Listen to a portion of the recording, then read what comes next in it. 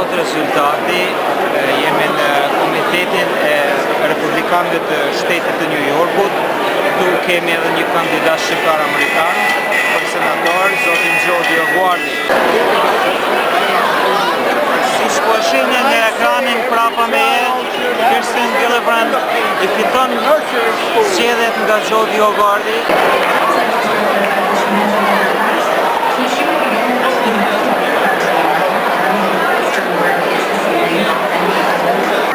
Tough race, and then who fought to beat Kirsten Gillibrand and ran a very good race. He has been a fighter for his whole career, a fighter for human rights in the Balkans, a fighter as a congressman, and let me tell you, he is a fighter for future generations. Throughout his career, it has been about the national debt, about the deficit. He's an accountant.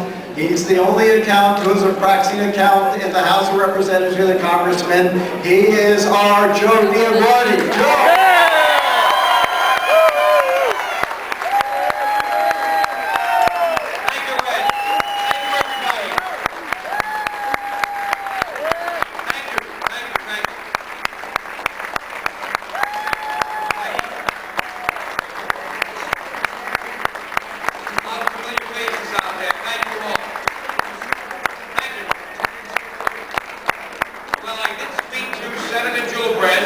Congratulated her.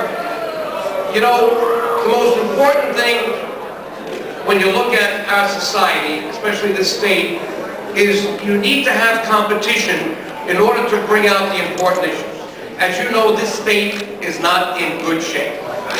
We've had 800,000 plus people unemployed, several hundred thousand foreclosures and growing, and you know, we got to get involved. Just can't wait until an election and run. We as citizens have to get involved and stay involved. I want to thank all of those who encouraged me to get into this race. Don't forget, I only started last March at Grand Central Terminal. Then we had to go through the convention process. And then we had to go through the petition process. And then a primary. And you know, in New York, primary is on September 14th. Middle of September doesn't give you much time. And we were outspent 10-1 in the general election. Now, we had a message. I hope it came across in the debates. How many of you saw those debates? The message in a debate is nice, but to win, you need to repeat that message constantly. And that's a lesson that I hope some of you who want to run, you know, take back. That you do have to have some money. You don't have to have a lot. You saw what Qazim did. He lost with $100 million against Christie. But let me tell you what I did yesterday. I went in front of the debt clock. I remember back in 1993, when I wrote the first book, Unaccountable Congress, I got a call from Seymour Dirt, the realtor, who owns a lot of buildings. He's not with us anymore. His children are there, and I'm going to be calling them in the next few days. Why? Because when he saw that book, he said, Joe, you know, you're right. We've got this credit card mentality. You're a certified public accountant. You spelled it out in this book. I want to do something to alert America myself. I can't write a book, but I have this idea that on one of my buildings, I'd like to put a clock of some sort so that people see this debt go up. And I said, Seymour, that is a great idea. But you know what? You're probably going to use the wrong accounting system. You're going to take the numbers from the Treasury Department because that's all that's available. And he said, well, we got to start with something. Well, I went there yesterday, and sure enough, that number is approaching $14 trillion. Now, that sounds like a lot, but that's the least of it. That's the bonded debt. And I think you've heard me say this. If you add everything off the books, it's really $63 trillion. That's the iceberg we're headed for in 10 years that we got to avoid. If we don't, China will be the #1 economic power. You don't want that, right? No! So we have to do something about it. I thought as a senator, I'd have a bigger bully pulpit to do it, but guess what? I'm going to continue to do it as a citizen. Yeah!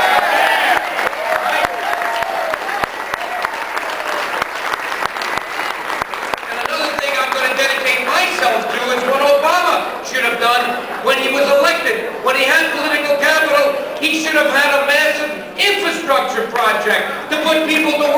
away.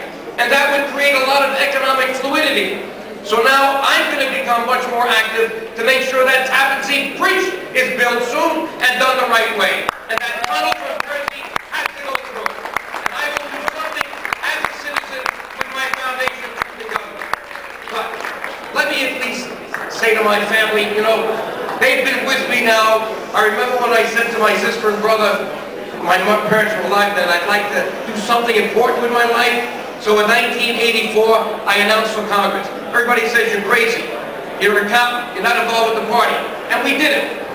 But thank you, Angel and Dick, for being with me back then.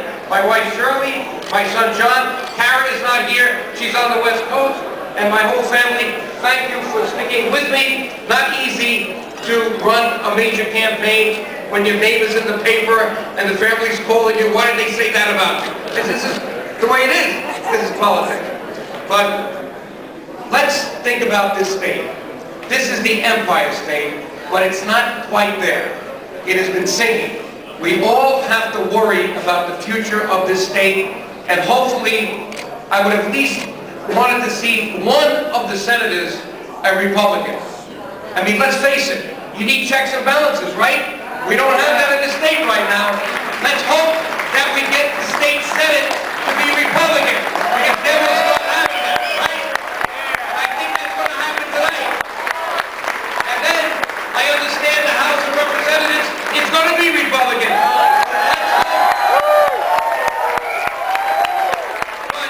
Let's hope it's Republican by a very big margin, so we can get something done. Now, it doesn't look like we're going to take back the Senate, but at least we're going to have a number of seats, whether it's 6 or 7 or 8, and that's going to be important. So, listen, there's hope, but you have to be the watchdogs. If we, the people, are not the watchdogs on elected officials, they tend to get arrogant. And then what comes after arrogance? Corruption. We saw that in Albany. We don't want that in the future. God bless you all for being with me, my family, my friends, my staff, the volunteers. God bless you all. Thank you very much.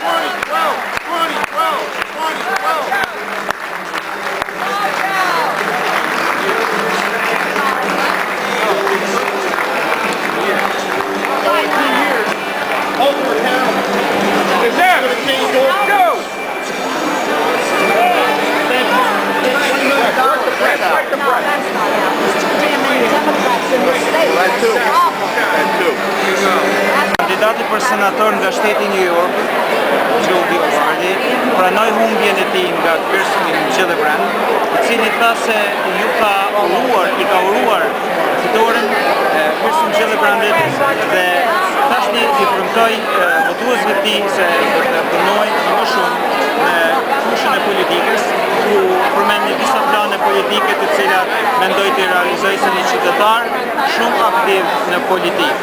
Me sa duken, nuk janë edhe as të mërzitur se kandidati për senat DioGuardi nuk fitoi në këto zgjedhje, sepse me sa duket në përgjithësi në Shtetet e Bashkuara të Amerikës, republikanët fituan më shumë se shpritej. Pra kanë arritur që të fitojnë shtëpinë e përfaqësuesve të Shtetit Amerikan dhe e ndjejnë veten krenarë se si republikan kanë filluar që të rrisin numrin e anëtarëve të tyre.